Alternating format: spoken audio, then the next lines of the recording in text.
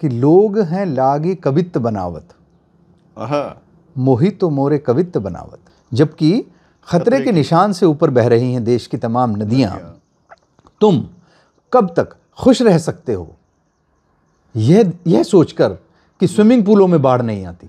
तो ऐसा कोई फॉर्मूला नहीं है, ना ऐसा कोई प्रयास किसी की तरफ से होना चाहिए कि ऐसा ही केवल आप लिखिएगा तो कविता हो गई। जी बिल्कुल। हाँ, परंतु अच्छी चीज़ है वो सबको अच्छी लगती है, और जो नहीं है वो किसी को भी अच्छी नहीं लगती। हाँ जी, सत श्री अकाल, नमस्कार, आदाब, खुश आमदीद दोस्तों। मैं हाँ समरजीत सिंह शमी। आप सुन रहे हैं, देख रहे हैं दुआबा रेडियो। दुआबा रेडियो। और दुआबा रेडियो के मंच के ऊपर हमने एक सीरीज शुरू किया है, इल्म और शायरी। और इसमें हमारे साथ जो माहिर हैं वो भाषा के विज्ञानी हैं, मनोज जोशी जी, हिमाचल पुलिस सर्विस से। तो उनका स्वागत करते हैं सबसे पहले। जोशी जी, वेलकम, स्वागत है आपका। दोस्तों, मनोज जोशी जी 2011 बैच के HPS ऑफिसर हैं और हिमाचल पुलिस में सीनियर अधिकारी हैं। राष्ट्रीय स्तर की हिंदी पत्रिकाओं में उनके कविताएं और लेख प्रकाशित होते रहते हैं और हिमाचल प्रदेश से प्रकाशित होने वाली साहित्यिक पत्रिका सेतु के सह संपादक भी हैं। सभी भाषाओं के साहित्य, खासकर शायरी के लिए उनके मन में विशेष प्रेम है। तो दोस्तों, जैसे कि पहले एपिसोड में आपने देखा कि शायरी की बातें हुई और उसमें बहुत सारे सवालात थे, उनके ऊपर खूब चर्चा हुई और आपने इस सारे एपिसोड को बहुत पसंद किया। इसके लिए सबसे पहले आप सबका शुक्रिया हम करना चाहेंगे अपनी टीम की तरफ से। तो क्योंकि शायरी की बात कर रहे हैं, इल्म की बात हो रही है, तो जोशी जी से मेरे मन में जो पूछने की बातें आ रही हैं कि मैं बहुत कुछ पूछना चाहता हूँ, बस ओवरवेलमिंग क्वेश्चन आ रहे हैं। सबसे पहला तो ये मन में बात आती है कि कोई व्यक्ति शायरी क्यों करता है, शायर क्यों बनता है। ये क्यों जो है ना, ये बड़ा मन को एक तरह से किसी दिशा की ओर किसी घोड़े की तरह खींच कर ले जाता है और फिर देखते हैं इसमें क्या निकलता है। क्यों कोई शायरी करता है, क्यों कोई शायर बन जाता है। हाँ, बहुत रोचक सवाल आपने किया, और रोचक होने के साथ साथ ये सवाल बड़ा मौलिक भी है जी कि कविता कोई क्यों करता है। जी देखिए, कविता जो संवेदनशील मन है वही कविता करता है। और जो हम बात यहाँ कर रहे हैं, जो बात आपने पहले एपिसोड में भी उठाई थी कि केवल इल्म से तो शायरी नहीं होती है। बिल्कुल। तो यहाँ हम ऐसी कविता की बात कर रहे हैं जिसको कि कोई करता नहीं है, वो कविता स्वयं हो जाती है। जी। कवि उसमें केवल एक माध्यम होता है, कविता उसके भीतर से होके उतरती है। घनानंद एक कवि हुए हैं, मध्यकाल में वो कविता लिखते थे। उन्होंने एक बात कही है, उन्होंने कहा है कि लोग हैं लागे कवित्त बनावत, मोहि तो मोरे कवित्त बनावत। कि लोग कविताएं बना रहे हैं जी, लेकिन मुझे तो मेरी कविता बनाती है। बहुत खूब, बहुत खूब जी, क्या बात। तो ये कविता है जो कवि को बना रही है। दूसरी तरफ कुछ ऐसे कवि भी हैं जो कविता को बना रहे हैं, प्रोडक्शन की तरह, उस तरह से वो बना रहे हैं जी। तो कविता के कई प्रयोजन कहे गए हैं। कुछ धन के लिए कविता करते हैं, कुछ लोग यश के लिए कविता करते हैं जी। कुछ लोग लोक व्यवहार की शिक्षा देने के लिए भी कविता करते हैं, जैसे हम नीति के दोहे सुनते हैं। बिल्कुल। और ऐसा भी नहीं है कि जो गीत होते हैं उनमें कविता नहीं होती है। जैसे हम देखते हैं लोकगीत हैं, हमें पता ही नहीं है उनका ओरिजिन कहाँ से हुआ, किसने उनको लिखा होगा, शुरू कहाँ से हो रहे हैं, परंतु वो बिल्कुल उनमें काव्य तत्व की कोई कमी नहीं होती है। जी। परंतु फिर भी जिन्होंने उसको रचा है वो उसका कोई प्रयोजन नहीं रहा होगा। जिस व्यक्ति ने सबसे पहले उस लोकगीत को लिखा होगा जो बहुत पॉपुलर है आज, जिसका बहुत अर्थ है, जी। वो उसके भीतर से होके ही उतरा होगा। जी। तो यहाँ हम ऐसे कवियों की बात कर रहे हैं जो मनुष्यता की बड़ी उच्च भूमि पर हैं और कविता के भी बड़ी उच्चतर अवस्था पे वो पहुँच गए हैं। आपके इस प्रश्न के उत्तर में इसको और स्पष्ट करने के लिए मुझे ध्यान आता है हमारे एक समकालीन मेरे बहुत प्रिय कवि हैं श्री प्रदीप सैनी जी। उन्होंने एक बात लिखी है, कविता लिखी है उन्होंने लिखा है, कभी कभी आत्मा में धंसी सिर्फ एक पंक्ति कहने को लिखता हूं पूरी कविता। वाह। यह वैसा है जैसे प्रेम की कौंध का एक पल पाने के लिए हमें जीना होता है पूरे का पूरा जीवन। वाह वाह जी वाह। उस एक पंक्ति के अलावा अपनी पूरी कविता के लिए मैं उसी तरह शर्मिंदा हूं जैसे मुझसे है शर्मिंदा प्रेमहीन यह बाकी जीवन। बहुत ही खूब, बहुत तो ये वो कवि हैं, ये उस दर्जे के कवि हैं जो समझते हैं कि कवि का दर्जा बहुत ऊंचा है तो उसका दायित्व भी बहुत बड़ा है। ये बड़ी विशेष बात है कि दायित्व की बात हम जब करते हैं जी। तो इसका क्या अर्थ हम लेंगे कि क्या जो कवि है वो तो कवि है, उसने अपनी बात कह दी है, तो जो जिम्मेवारी की बात हम लेते हैं इसे हम कैसे देखेंगे? जिम्मेवारी की बात आप याद कीजिए, पिछली बार जब आपसे बात हुई थी जी, मैंने यही कहा था कि केवल कविता लिखने के लिए कविता नहीं लिखना है। यदि आप ऐसा ही कुछ लिखोगे, केवल कागज़ काले करने के लिए लिखोगे तो लोगों का पढ़ने में विश्वास कम हो जाएगा। तो यहाँ दायित्व की बात, वो बुरी कविता आ जाएगी जहाँ उसको स्क्रैप कहेंगे, जो कुछ ऐसा कह सकते हैं, जंक कह लेंगे, ऐसा कह सकते हैं जी। तो यदि कविता बहुत उच्च कोटि की होगी, अंदर से उतरेगी जी, और बड़ी साधना के पश्चात उसे लिखा जाएगा तो लिखे हुए में लोगों का विश्वास बना रहेगा। इसीलिए कवि का दायित्व बहुत ज़्यादा है। जोशी जी, ऐसा जैसे आपने कहा कि जो कविता है वो खुद को स्वयं लिखवाती है जी, ये बहुत बड़ी बात है और वो बंदे को भी खुद चुन लेती है कि इसके यह माध्यम रहेगा और बस और लोगों को इसी बंदे के माध्यम से वो जो एक्सप्रेस होगा वो बात हो जाएगी। तो फिर जो वो व्यक्ति है जिसको कविता ने चुन लिया है तो वो कौन से प्रोसेस में गुजरता है, उसको कौन कौन सी चीज़ों में से गुजरना पड़ता है एक शायरी लिखने के लिए, या शायरी को उसके माध्यम से बाहर आने के लिए? देखिए, कविता की एक प्रोसेस है जो बड़े भीतर अंदर अंदर चलती है जी। कवि एक बड़ा संवेदनशील व्यक्ति होता है जी, और कविता के विषय भी भिन्न भिन्न हो सकते हैं सबके लिए। हो सकता है कवि के लिए जो कविता का विषय हो, सामान्य व्यक्ति को उससे कोई फर्क ही ना पड़ता हो। हाँ। फूल का खिलना एक कविता का विषय हो सकता है। बिल्कुल।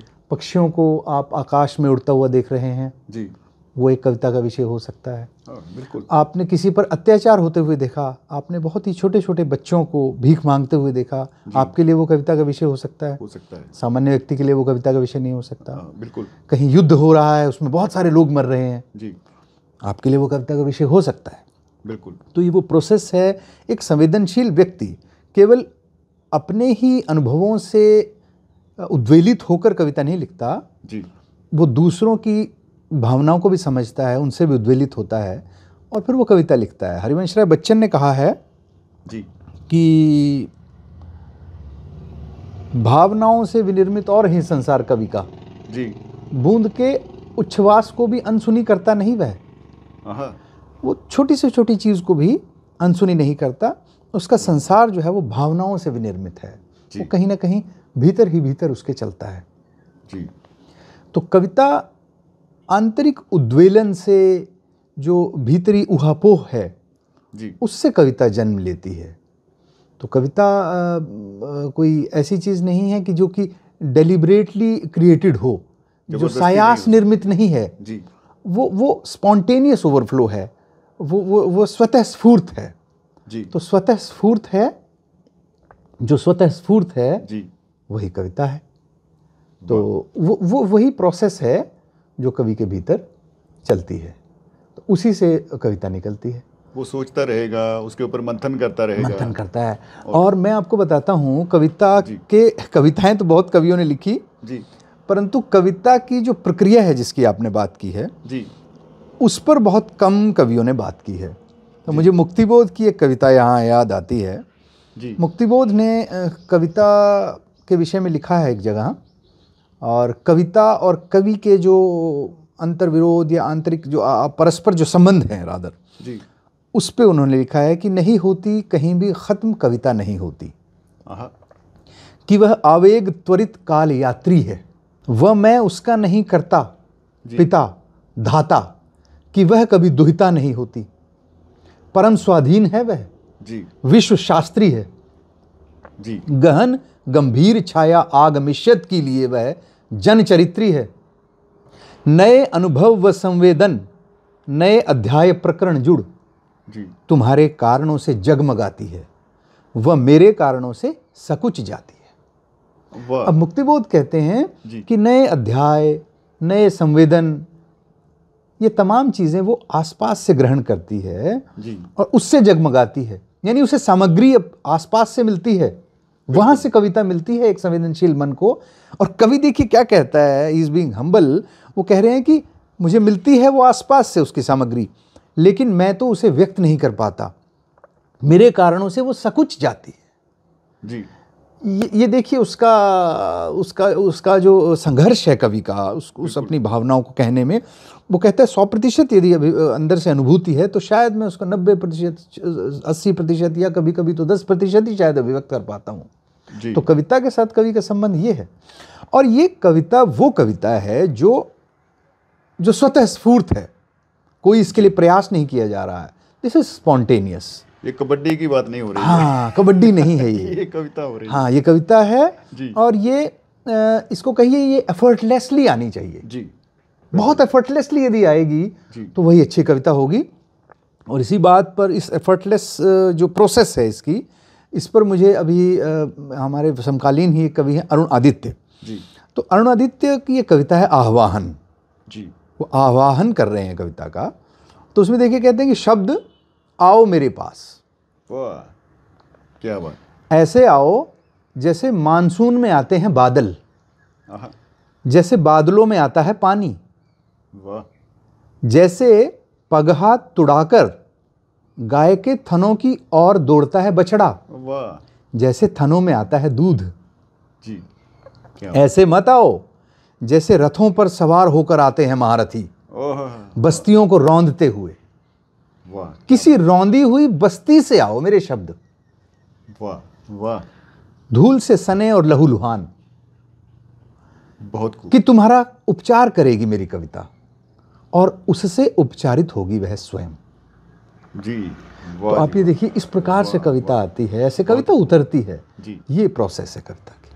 तो भावनाओं को एक प्रोसेस के थ्रू जब आगे कागज पे लिखा जा रहा है, पहले मन में वो आ गई, फिर कागज पे उतर रही है धीरे धीरे, तो उसमें जो बड़ी बात आ जाती है कि शब्द कैसे उसके लिए चुने, या वो भी पहले से ही निर्धारित हो जाते हैं। जो भाषा होती है उसमें बहुत जो अब शायरी है वो आम जो बातें करते हैं हम उससे थोड़ी अलग, बहुत अलग होती है, और उसका असर भी इसीलिए ज़्यादा हो जाता है। और तो फिर वो भाषा का, शब्दों का जो चयन है उसे वो कैसे जो किया जाता है। जी बिल्कुल, इस बात का अगली इस प्रोसेस की जो अगली चुनौती है वो यही है। जी, जैसा कि मुक्तिबोध ने भी कहा, सबसे बड़ी चुनौती यही है कि जो अनुभूति है, जी, वह जो अनुभूति है उसको अभिव्यक्त कैसे किया जाए। बिल्कुल, देखिए जिस मोमेंट में कवि के भीतर कविता उतरती है उस वक्त वो अलौकिक हो जाता है, वाह, उसके भीतर कविता उतरती है।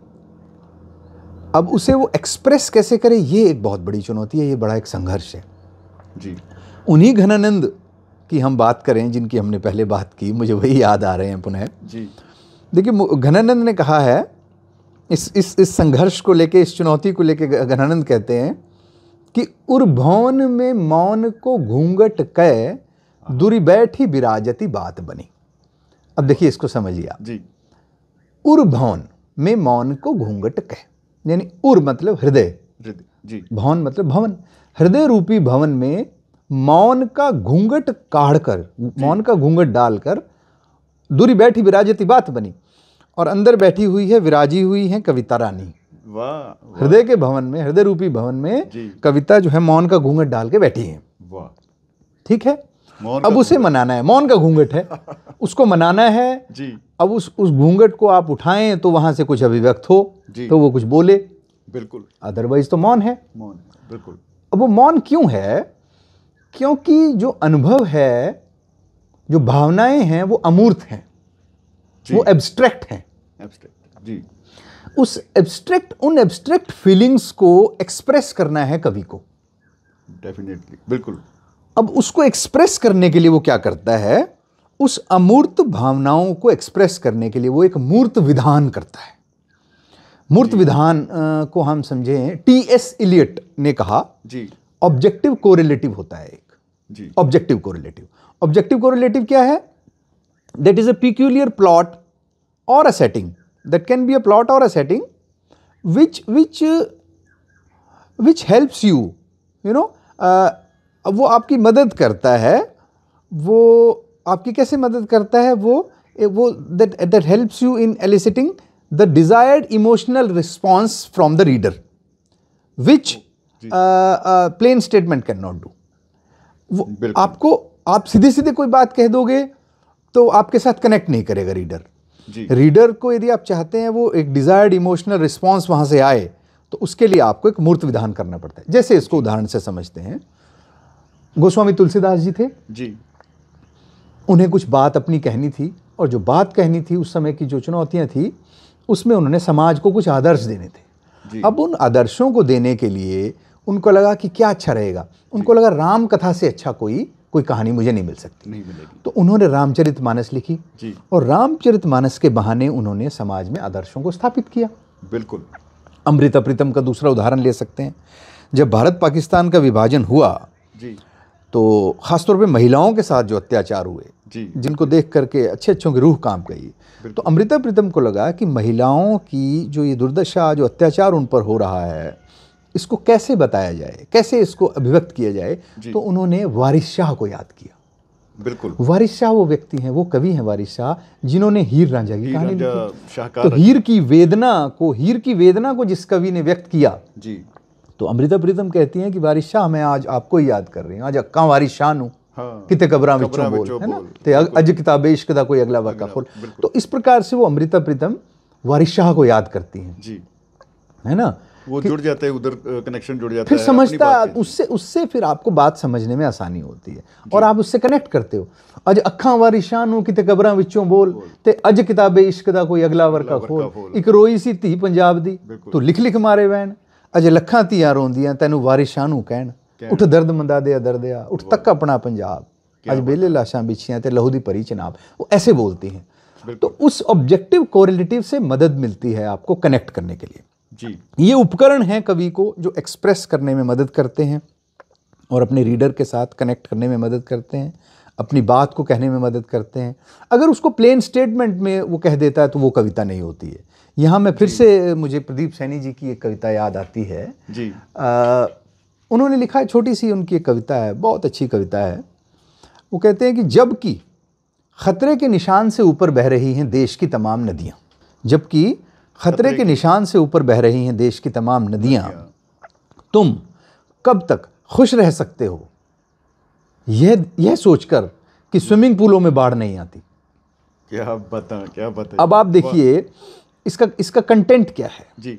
इसके पीछे अनुभूति ये है कि समाज में दो वर्ग हैं, हैव्स एंड हैव नॉट्स। बिल्कुल, ठीक है। तो जो हैव्स हैं वो बड़े कंफर्ट जोन में रहते हैं, सभी सुख सुविधाएं उन्होंने जुटा ली हैं। जी, बिल्कुल। और वो ये समझते हैं कि हम तो बिल्कुल कंफर्टेबल हैं, हमें कोई दिक्कत कभी नहीं आएगी, भूखा मर रहा है तो पड़ोसी मर रहा है, हर चीज उनके कंट्रोल में है, उनके सब कुछ कंट्रोल में है। लेकिन यहाँ कवि कहता है कि आप ये ना समझें कि आपके स्विमिंग पूलों में बाढ़ नहीं आती। जिस दिन सर्वहारा वर्ग ने क्रांति की जी, तो उस दिन आप भी समस्या में आ जाओगे, आपको भी दिक्कत हो जाएगी, आंधी में सब उड़ेंगे, सब उड़ेंगे। लेकिन बात यह है कि इस बात को यदि प्लेन स्टेटमेंट की तरह कह दिया जाता तो वो असर नहीं करनी, वो उतना इम्पैक्ट नहीं होगा। तो इस तरह से कही जाती है बात तो वो बेहतर एक्सप्रेस होती है और सुनने वाले को भी खरी लगती है। तो ये वो प्रोसेस है, कैसे अनुभूत करता है व्यक्ति और फिर कैसे वो अभिव्यक्त करता है, उसके लिए मूर्त विधान करता है तरह तरह से। जिसको हम वो कहते हैं कि जैसे वो अलंकार कुछ लग जाते हैं और जैसे मेटाफर कोई यूज कर रहा है कोई, तो इन चीज़ों का कितना महत्व हो जाता है जब हम इन चीज़ों को जोड़े, पर्सोनिफाई किया जा रहा है गम को, गम की बातें, प्यार की बातें, उसको एज ए पर्सन हम दिखा रहे हैं, तो ये कितना महत्व रखती हैं? ये भी महत्व रखती हैं। और कवि के लिए इमेजिनेशन का तो बड़ा महत्व है ही। है बिल्कुल। तो जितना ज़्यादा इमेजिनेटिव होगा कवि, वो उतना अच्छा कवि होगा और उतना बेहतर ढंग से, सुंदर ढंग से अपनी बात को वो कह पाएगा जी। तो उसे कई तरह के प्रसंगों को, कई तरह के मिथकों को, कई तरह के रूपकों को, कई तरह के उपमानों को, कई तरह के अलंकारों को लेकर के वो अपनी बात कहता है, तो वो बात और ज़्यादा, पहले से ज़्यादा प्रभावशाली बन जाती है। बिल्कुल। एक मेरे दोस्त ने ऐसा कि मुझे अपनी लिख के भेजी जी। उसने कहा कि देखो इसमें मैंने सभी छंद का इस्तेमाल कर लिया है, तो अब तो ये पूरी कविता हो जाएगी। तो बट वो वही तुकबंदी की बात आ गई कि हमने ये सीख लिया कि चंदू के चाचा ने चंदू की चाची को ऐसी बातें कर करके ये समझाने के लिए तो ठीक है कि अनुप्रास होता है, ऐसा ये आएगा, तो ये इसके ऊपर ज़्यादा जोर देने की जरूरत नहीं है शायद। नहीं, देखिए इस पे जोर देने की जरूरत नहीं है जी बिल्कुल। ये स्वाभाविक रूप से आता है तो आ जाए जी, परंतु केवल चमत्कार करने के लिए, भाषा का चमत्कार दिखाने के लिए तो कविता नहीं होनी चाहिए, जानबूझकर उसको। हाँ, जो भाषा है जी, या जो टेक्निक है, जो शिल्प है जी, वो भावानुगामी है जी, यानी पहले तो भाव है महत्वपूर्ण। बिल्कुल। भावों का अनुगमन करते करते स्वाभाविक प्रक्रिया में, बड़ी सहज प्रक्रिया में भाषा आती है, शिल्प आता है, वो बाद में आने चाहिए।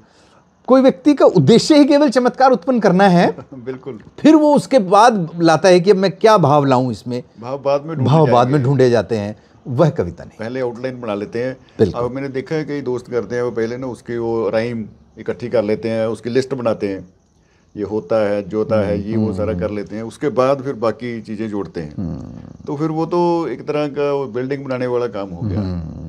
तो दोस्तों, बातें हम कर रहे हैं इल्म और शायरी इस दूसरे एपिसोड में। तो शायरी का जो प्रोसेस है उसके बारे में बहुत ही खूबसूरती के साथ जोशी जी के साथ बातें हो रही हैं।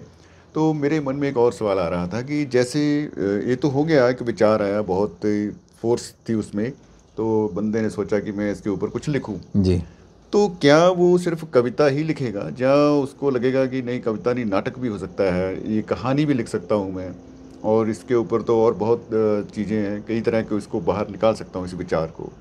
तो किस तरह के विचारों के लिए कविता हो जाएगी और बाकियों के लिए सारा मैदान खुला छोड़ दिया जाएगा? नहीं, देखिए दोनों, तीनों, चारों जितने भी आपने विधाओं की बात की, सभी विधाएं भिन्न भिन्न हैं। भिन्न, बिल्कुल। कविता एक अलग विधा है, नाटक अलग विधा है, निबंध एक अलग विधा है जी, उपन्यास एक अलग विधा है। तो किसी भी कई बार देखिए, कई बार आप कहते हैं कि बहुत बड़ी यदि बात हमने कहनी है जी, तो उसके लिए उपन्यास लिखना चाहिए, लेकिन ऐसा भी सही नहीं है, क्योंकि लोगों ने महाकाव्य भी लिखे हैं। अब रामचरितमानस तो महाकाव्य है, वही, बिल्कुल, ठीक है ना। बिल्कुल। ये आपकी अपनी कैपेबिलिटीज़ पे डिपेंड करता है, आपके अपनी सामर्थ्य है, आप किस विधा में अपने को बेहतर समझते हैं जी, तो उसमें आप अपनी बात कहते हो। उसका प्रभाव लेकिन भिन्न है जी, उसका प्रभाव भिन्न। अब प्रभाव कैसे भिन्न है? जैसे यदि आप कविता सुनते हैं जी, तो कविता आप सुनेंगे तो आप कहेंगे अच्छा, अरे वाह, एक बार और कहिए, मुकर्रर, है ना, एक बार और कहिए। दूसरी तरफ यदि आप कहानी सुन रहे हैं तो कहेंगे अब रुक जाएगा कोई, आगे बताइए क्या हुआ है। फिर क्या हुआ, वहां ये आएगा रिस्पॉन्स। वो बिल्कुल। तो वो प्रभाव उसका अलग अलग है जी, लेकिन बात को कहना कैसे है वो तो लिखने वाले के ऊपर निर्भर है। दैट डिपेंड्स कि आपको क्या लगता है कि मेरी बात को कैसे कहा जा सकता है। कुछ विषय ऐसे हैं जो निबंध की ही फॉर्म में ज़्यादा अच्छे से कहे जा सकते हैं, वो शायद कविता में ना कहे जाएं। वो डिपेंड करता है कि आप क्या बात कहना चाह रहे हैं, फिर उसके लिए आपको वैसी ही विधा जो है वो ढूंढनी चाहिए। तो ये शायरी की हम उसके वापस आते हैं, शायरी वाले अपने जो बात कर रहे हैं, क्योंकि एक्सक्लूसिवली प्रोग्राम शायरी के ऊपर ही हम कर रहे हैं जी। तो शायरी की बात करें तो एक शायर हैं सुजीत पात्र साहब, वो हमेशा कहते हैं कि अगर आपने शायर बनना है तो पहले 100 शायर ढूंढो और उन 100 शायरों के 100 सबसे बढ़िया शेर, उसकी एक लिस्ट बनाइए। तो आप कौन से शायरों को रिकमेंड करेंगे कि जो नया कोई लिखना चाहता है, जहाँ पहले भी लिख रहे हैं, चलो वो सोचते हैं कि और थोड़ा कर लें, सुधार कर लें उसमें और बढ़िया लिख लें, तो कौन से टॉप 5 शायर होंगे जिनको आप कहेंगे कि ये तो ज़रूर पढ़ने ही चाहिए? मैं समझता हूँ कि मीर तकी मीर को पढ़ना चाहिए, जी मिर्ज़ा गालिब को पढ़ना चाहिए, जी फैज़ अहमद फैज़ को पढ़ना चाहिए, जी और साहिर लुधियानवी को पढ़ना चाहिए, और फिर मैं कहूँगा कि दुष्यंत कुमार को भी पढ़ना चाहिए। वाह, क्या बात है। तो इसमें तरह तरह के अलग अलग तरह की कविताएं करने वाले, ये with all respect to everyone, क्योंकि सब लोगों का अपना अपना तरीका रहा है, बिल्कुल बिल्कुल, और सबकी अपनी अपनी चॉइसेस भी रहती हैं। इसमें कई लोग, मेरे तो बहुत प्रिय नाम छूट भी गए, पर चूंकि आपने कहा था कि केवल 5 लोगों के नाम लेने हैं, जी तो मैं समझता हूँ कि इन लोगों को ज़रूर पढ़ना चाहिए हमें। जी जी बिल्कुल। तो दोस्तों, ये जो सेशन है आज का, ये आपको कैसा लगा हमें ज़रूर बताइए अपने कमेंट्स और अपने जो मैसेजेस हैं उसके ज़रिए।